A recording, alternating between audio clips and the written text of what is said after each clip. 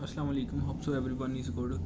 आज की वीडियो में आपको बताऊंगा कि जो स्कूल्स में इंटर्नशिप स्टार्ट होने लगी है, टीचर्स हायर करने लगे हैं टेम्परेरी तौर पर, उसमें अप्लाई कैसे करना है, उसका मेरिट कैसे बनना है और बाकी जो भी क्राइटेरिया वो सारा।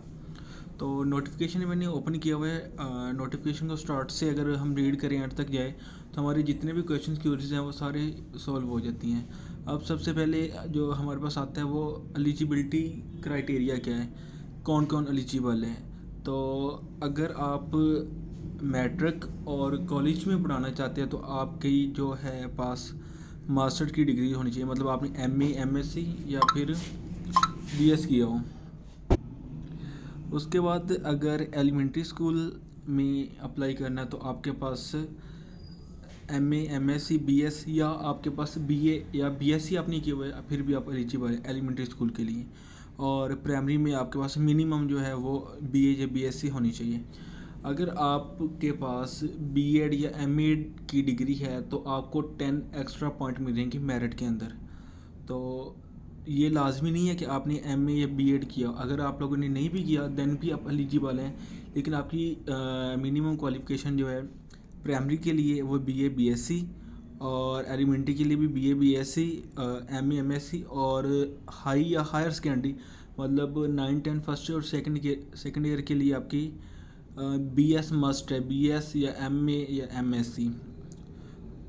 उसके बाद आ जाते हैं कि आपकी हायरिंग कहाँ होनी है या फिर आप अप्लाई किधर कर सकते हैं। आप अप्लाई अपनी ही यूनियन काउंसिल के अंदर किसी स्कूल के अंदर अप्लाई कर सकते हैं।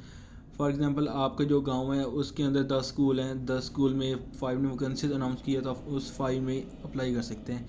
इन एनी केस कि आपके यूनियन काउंसिल के अंदर कोई भी स्कूल नहीं है या कोई भी स्कूल वैकेंसीज अनाउंस ही नहीं करता, देन आप अपने नेबरहुड में अप्लाई कर सकते हैं। अदरवाइज़ आपका अगर एक भी स्कूल है तो आप अपनी ही विलेज या अपनी ही यूनियन काउंसिल के अंदर अप्लाई करेंगे, अवॉइड नहीं कर सकते। अगर एक भी स्कूल नहीं आता तो देन आप अपनी नेबरहुड जो आपकी बिल्कुल साथ वाला है यूनियन काउंसिल या गांव, उसमें अप्लाई कर सकते हैं। उसके बाद आ जाता है सिलेक्शन प्रोसीजर। तो जिस स्कूल के अंदर उनको ज़रूरत होगी उसके अंदर वो जो प्रिंसिपल है वो वेबसाइट के ऊपर अलाउ कर देगा कि इस स्कूल के अंदर इतनी वैकेंसीज़ हैं। देन आप उस वैकेंसीज़ को ऑनलाइन पोर्टल पर जाके चेक कर लेंगे और उस स्कूल के अंदर ऑनलाइन ही अप्लाई कर सकेंगे। अभी तक इसके अप्लाई का कोई भी लिंक नहीं आया तो इसलिए अभी इसका अप्लाई स्टार्ट नहीं हुआ, लेकिन वेरी सुन आ जाएगा। जैसे हम कॉलेजेस के अंदर सीटीआई की लास्ट टाइम जॉब्स आई थी उसमें अप्लाई किया था, सेम वही प्रोसीजर इसमें होने वाला है कि स्कूल अलाउ करेगा कि इतने हमारे पास सीट्स अवेलेबल हैं, देन लोग उसमें अप्लाई करेंगे उसी ही विलेज या उसी यूनियन काउंसिल के।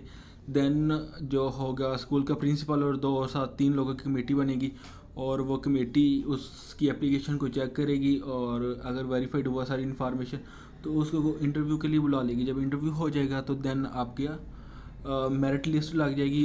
जो टॉपर होगा, एक अगर वैकेंसी तो एक वाला सिलेक्ट, अगर 2 हुई तो 2 वाले सिलेक्ट हो जाएंगे। उसके बाद आ जाती है कमेटी के अंदर यही जो आपको मैंने पहले बताया कि 3 लोग होंगे, एक प्रिंसिपल होगा और 2 दूसरे होंगे। उसके बाद सबसे इम्पोर्टेंट कि आपका जो है मेरिट वो कैसे बनेगा। मेरिट के 2 उन्होंने क्राइटेरिया रखे हैं। अगर आप ने मेरिट के 2 तरीके हैं, एक ऐसे लोग होंगे जिन्होंने एमए या एमएससी किया होगा और एक ऐसे होंगे जिन्होंने बीएस किया हुआ है। अगर आपने बीएस किया हुआ है और आपके 90 या 90 से ऊपर परसेंटेज है, फॉर एग्जांपल आपको 4/4 है, यूनिवर्सिटी ऑफ काटा की बात कर लें, देन आपका जो मेरिट बनेगा वो 55 बनेगा।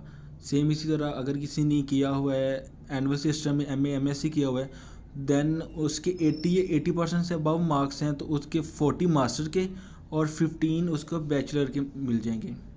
सेम इसी तरह अगर यूनिवर्सिटी के अंदर आपकी 80 या 80 प्लस है, मतलब 3.5 या 3.5 से ऊपर सीजीपी है, देन आपके 49.5 मेरिट पॉइंट मिलेंगे। अगर आपके एनुअल सिस्टम में 70 या 70 से ऊपर हैं देन आपको क्या मिलेंगे, 36 मिलेंगे मास्टर के और 13.5 मिलेंगे बैचलर के। ये सारा चार्ट बना हुआ है, सेम आगे एंड तक लिखा हुआ है।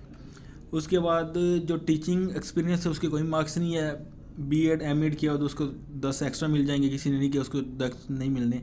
उसके बाद इंटरव्यू होने, इंटरव्यू के 5 मार्क्स होंगे और 5 में से ऑलमोस्ट 3-4 सबको मिल जाते हैं, इससे कम नहीं देते।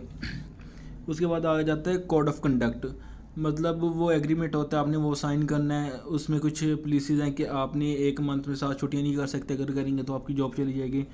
और उसके बाद स्कूल की कोई प्रॉपर्टी को नुकसान नहीं पहुंचाएगी, स्टाफ के साथ सही रहेंगे, टीचर जो हैं प्रिंसिपल उसकी बात मानेंगे, इवेंट एंड वो सारी उसके अंदर आ जाती है आपकी की परफॉर्मेंस है। इसके बाद वो आपने जो आपको काम वगैरह मिले आपने वो चेक करना है बच्चों का, और बच्चों को सही पढ़ाना है, ये भी ऑलमोस्ट इसको है नहीं इतना।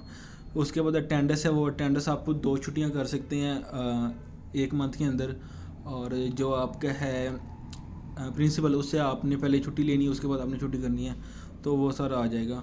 उसके बाद सैलरी सिस्टम आ गया। अगर आप प्राइमरी स्कूल टीचर लगते हो तो आपको 38,000 मिलेंगे, एलिमेंट्री स्कूल लगेंगे तो 40,000, अगर आप हायर सेकेंडरी मतलब 9-10 या कुछ ऐसे स्कूल हैं जो फर्स्ट ईयर सेकेंड ईयर भी करवाते हैं उसमें आपकी होती है तो आपको 45,000 मिलेंगे। उसके बाद इसका ड्यूरेशन 9 मंथ है, 9th मंथ के बाद आपका एक्सटेंड भी हो सकता है और ख़त्म भी हो सकता है, वो कुछ नहीं कह सकते। उसके बाद कुछ जनरल है इन्फॉर्मेशन वो देख लें, और जनरल इन्फॉर्मेशन में ये है कि जो मेल स्टाफ उसका मेल में होगा, जो फीमेल है उनका फीमेल में होगा, जो ट्रांसजेंडर है वो उसकी मर्ज़ी है, वो मेल में पढ़ाना चाहिए फीमेल में पढ़ाना चाहिए। उसके बाद ये लेटर ऑफ एग्रीमेंट है, वो जब आपकी जॉब हो जाती है तो उसके बाद का ये वाला प्रोसीजर है। और अगर आपको कहते हैं कि आपका हो गया है तो आपने ये वाला नीचे वाला लेटर जो है ये सबमिट करवाना है कि मैं इस स्कूल के अंदर अपनी जॉब करना चाह रहा हूँ। तो ये प्रोसीजर था। और जो ऑनलाइन अप्लाई है वो अभी तक स्टार्ट नहीं हुआ। वो है कि मार्च में स्कूल का सिस्टम ख़त्म होता है, तो 1 अप्रैल से मे बी आपकी हायरिंग हो जाए, जो मतलब है उससे सारा प्रोसीजर पहले उन्होंने नहीं करना है। तो इसके अलावा अगर कोई और इन्फॉर्मेशन चाहिए होगी तो मैं ग्रुप का लिंक नीचे दे दूँगा, तो ग्रुप ज्वाइन कर ले, वहाँ से पूछ सकते हैं, या फिर कमेंट सेक्शन में भी पूछ सकते हैं। ओके, अल्लाह हाफिज़।